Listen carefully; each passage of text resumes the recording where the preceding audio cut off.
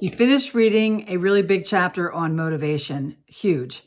And it actually had an activity in there. So I'm hoping that you do this with your teams.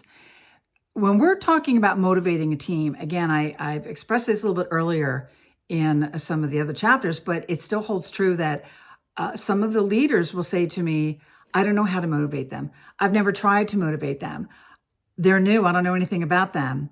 I've been leading them for a multitude of years. Like, why would I even start motivating them now? Or, you know what? They can motivate themselves. So again, these are a lot of the obstacles to motivation. And that comes from within that leader who feels that way. Because again, the leaders, they don't know how. They don't know what they don't know with regard to motivating their team. And again, that's fine because I show you how to do that. Or that they don't want to start over. Oh, I've had my team for 5 years and, I know them and they're great. And when asked the question, is your team motivated? Or are you doing anything toward that? They'll say, not really. So when we're talking about one of the goals for organizations, which is improved performance, why wouldn't we want to motivate our team? And finally, some of the leaders will say, well, it seems kind of odd to get to know them now. It's not really personal information that you're getting from them. You're not asking them for their social security number, right? Or you're not asking them like where they vacation. It's simply about them at work and what's important to them.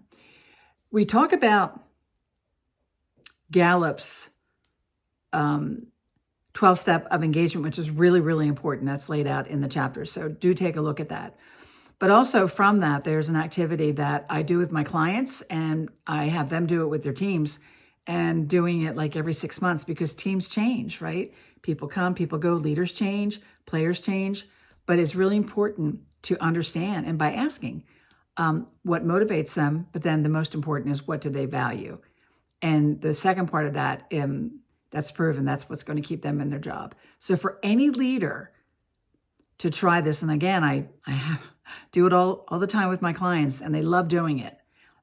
Regardless if they're a vice president or higher, or if they're a director, if they're a middle manager, or even at the supervisor position, what they have found out is really that blueprint for them. And they always say to me, you know what, Kim, we never knew this information about our team. And now we know what we need to do in order to be more effective. That's a win for everyone, right? So again, the activity is going to be changing how you lead, because you're going to have that golden information that you're going to be asking them. Doesn't hurt. Okay, there's no pain involved, and your team really likes it. You can even do it one-on-one with your team, or you can do it in a group, do it in person, or you can even do it virtual. It doesn't make any difference. So I hope you go back and try that activity. I promise you it's going to be worth everyone's time. And when you're finished with it, you're going to have information that you may never have known about your teams. And starting tomorrow, if you do the activity today, you're going to be able to show up differently with them because of the newfound information that you have. So you're welcome. See you at the end of the next chapter.